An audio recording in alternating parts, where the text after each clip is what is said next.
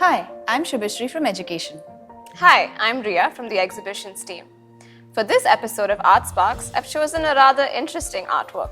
Curious to know more? Keep watching.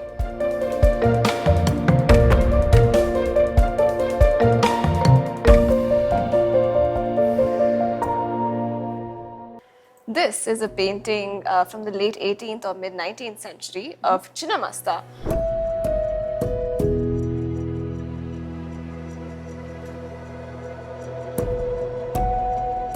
She is a goddess and is part of a group of goddesses called the Mahavidyas.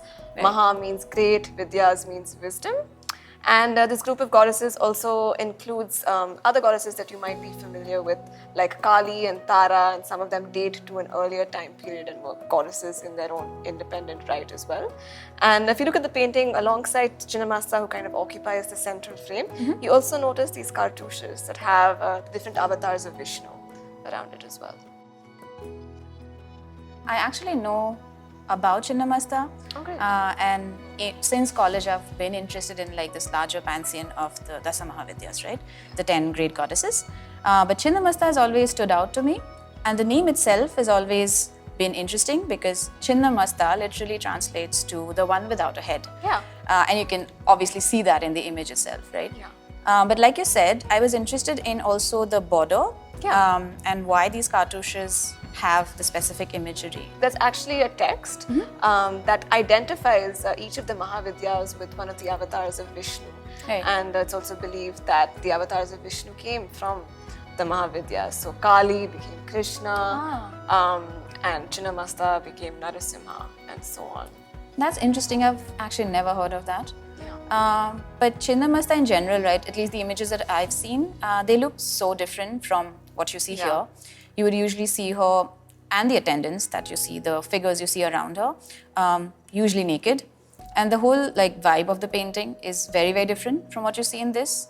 So I was also a bit curious about why this portrayal. Yeah, exactly right. And I think that's something that actually drew me to the artwork. So like, as you mentioned, Chinnamasta is usually depicted naked. But if you Right. look at this painting, she's actually, fully clothed. She's wearing a lehenga choli. Yeah. She's wearing a lot of jewelry. And in other depictions, you would expect to see a garland of skulls. Right. And we don't see that within this painting. And there are a few things in terms of the idea of the blood coming out of her head Yeah. into the mouths of her attendants that you do see in this painting. But Yeah. it's not quite as fierce, right? Yeah, totally. And if I'm not wrong, there's also like a third line of blood that you're goes right. into the decapitated head itself, Yeah. which I don't see here. Because she's supposed to be this fierce goddess, like you said. The background usually either shows like a cremation ground or nothing. But this one has a palace. Yeah. And like it has this pond by the palace where you see flowers blooming. It's all a very happy vibe. Yeah. It almost looks like she is a princess. Yeah. Anything about that? Yeah, when I first looked at it, even I thought, this looks like a noble figure, Yeah. not this fierce goddess that you might imagine as well.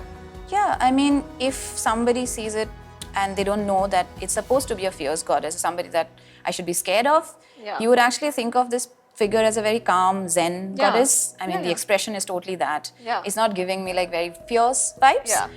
So I was also interested in this very unique portrayal of the figure. Yeah, I was actually thinking about this question. We were kind of speculating whether this reflects the choice of its patron. Perhaps this reflects their stylistic choice. And if you also look at the painting, you'll notice that Chinnamasta is the only figure who's identified by name, and you see that in the black Devanagari script. So perhaps the patron was a devotee. I think we can speculate that as well. Yeah, that's a very interesting reading about the context of the work, right? Let's go back to the border. Like you mentioned, there's all these cartouches, and in Yeah. each of them, you see all these different things happening. Yeah. I can identify some. I mean, I know this one's Narasimha, Yeah. this one's maybe Vara. Yeah. But what about this one with this flying cow? Yeah, I think this was also something that intrigued me. So this shows Parshuram, who is one of the avatars of Vishnu. Right. And Parshuram was born to a sage as well as the goddess Renuka. And they had kind of a wish-granting cow called Surabhi. And basically, a king visited the sage's ashram, and he saw this cow and he really wanted the cow. The sage said no, but the king took the cow nevertheless. And Parshuram and the king then engaged in a battle where the king was then killed and Right. the cow was then returned. And yeah, it's cool to see that the cow in this painting is shown flying, which could maybe be artistic creativity as well. That kind of reminds me of another story that I know. Actually, the same story, but I know of the cow as Kamdhenu. Oh, cool. Just a different name, I suppose, for the same myths. And yeah, I agree. Maybe this is just the artist's interpretation of the magical wish-granting cow, right? So it's a cow that can fly. That's very cool. What about this one with, I know this is Krishna, but there's also this other figure.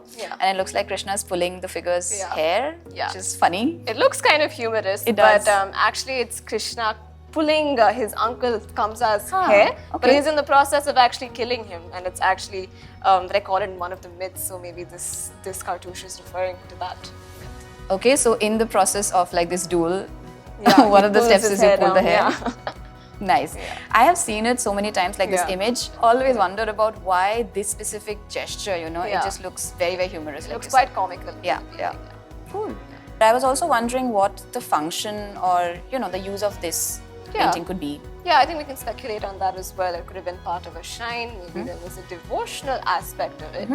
The other thing that I found interesting was that we actually have another painting in the map collection that shows Kali instead of Chinnamasta. So within that painting, it's the same design, it's the same floral motifs, the borders are the same, you have the avatars of Vishnu.